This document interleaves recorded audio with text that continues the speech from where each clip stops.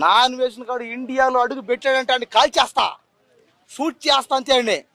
Non వేసిన కాడు ఒక పెద్ద దేశ ద్రోహి అయిపోయాడు. ఇప్పుడు మన భారతదేశాన్ని తిట్టాడు, మన భారతదేశంలో ఉన్న దేవుళ్ళని తిట్టాడు, మన దేశాన్ని తక్కువ వంచిన చేసాడు. ఆడు కనపడాలి కాల్ చేస్తా అంతే అండి.